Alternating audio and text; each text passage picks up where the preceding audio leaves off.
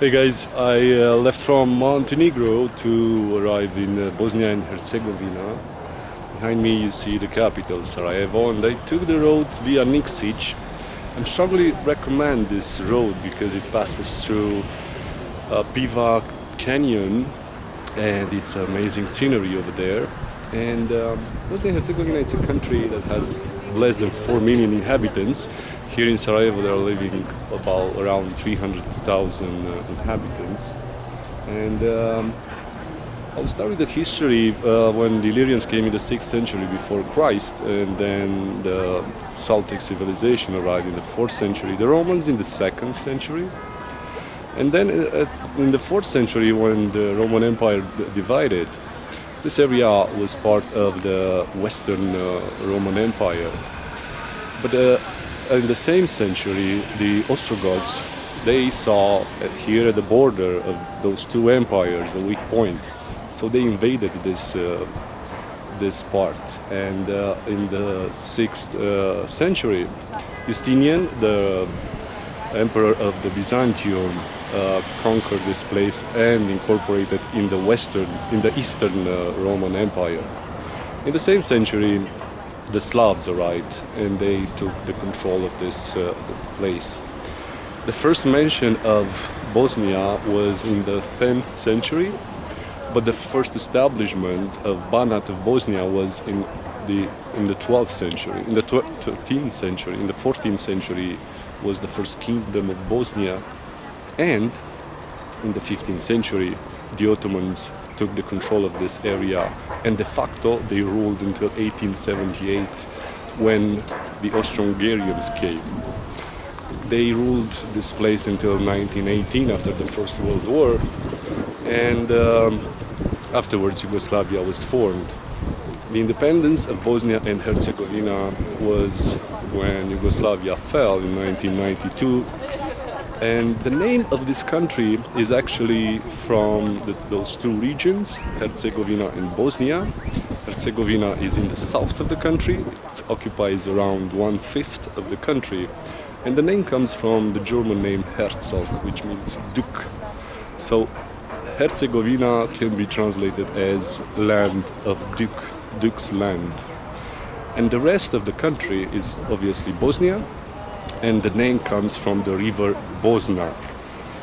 Here in Sarajevo, Sarajevo was established actually by the Ottomans after they conquered this place in the late 15th century, and they are the ones who made the city to exist today. Sarajevo stands actually in Sarajevo's valley.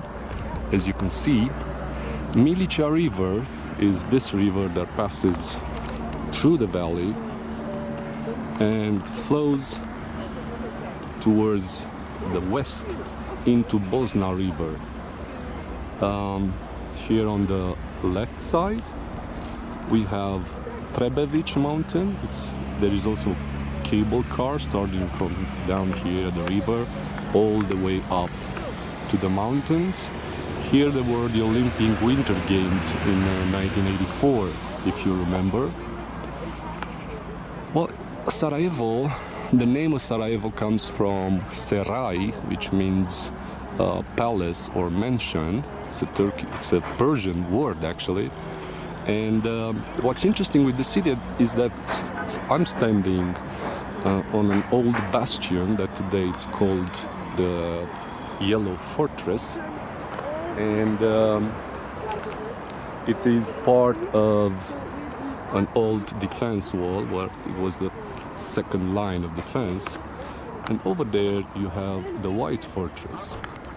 So those two places are the best viewpoints of Sarajevo. As I said, this city can be easily analyzed because starting from here you can see the evolution of this city in history. So this first part is the Ottoman part, and you're gonna see, you're gonna find here the oldest buildings. Well, the Ottomans built a lot of mosques, clock tower. For example, the biggest mosque is this one, and you can see also over there the clock tower. Probably the central point of this area is a market. It's over there where you see this minaret. Is the oldest minaret of the city, and this central market where you're gonna find a wooden shadırvan or a wooden fountain has a pretty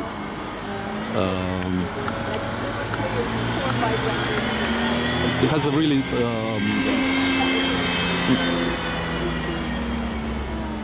hard name to pronounce, so I'm gonna skip it.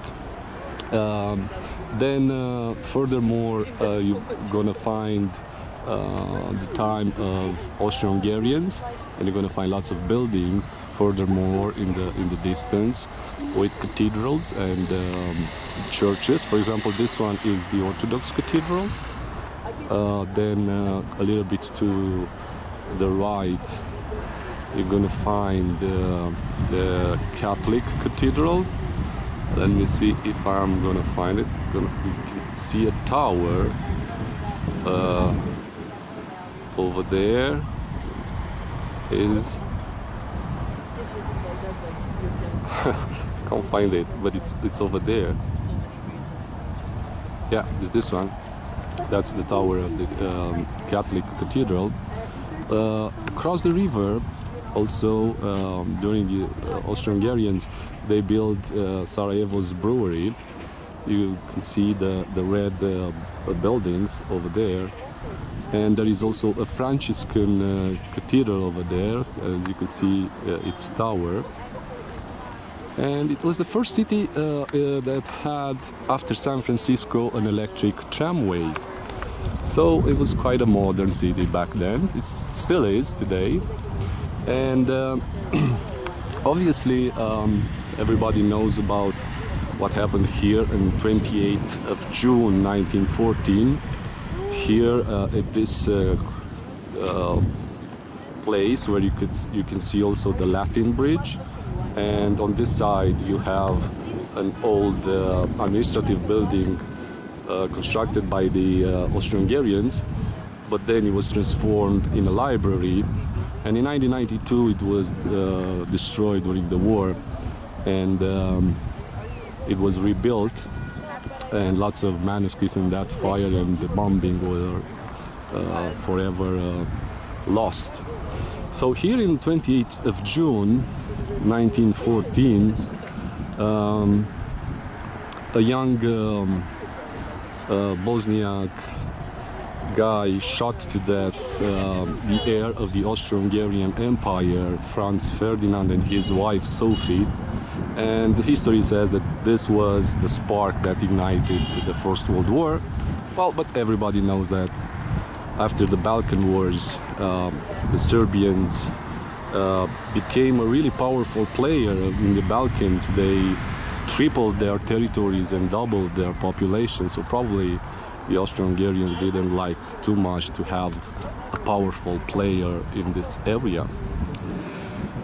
Well, after during Yugoslavia existence, and furthermore the city extended towards the west.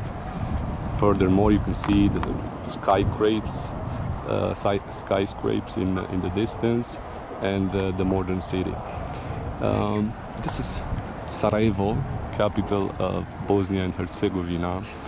The Europeans are calling it Jerusalem of Europe because here you're gonna find all religions, and let's not forget that in the 15th century, when this city grew a lot under the Ottomans, here lived around 80,000 people, and there were about 100 mosques. In comparison, Belgrade had 100,000 people. So you can imagine how big the city was.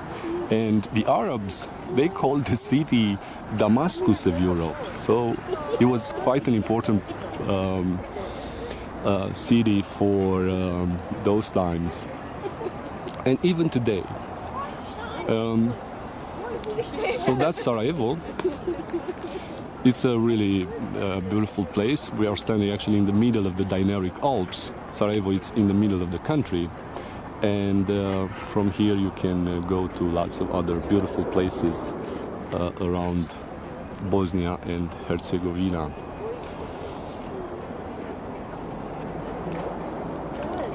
I'll see you next time.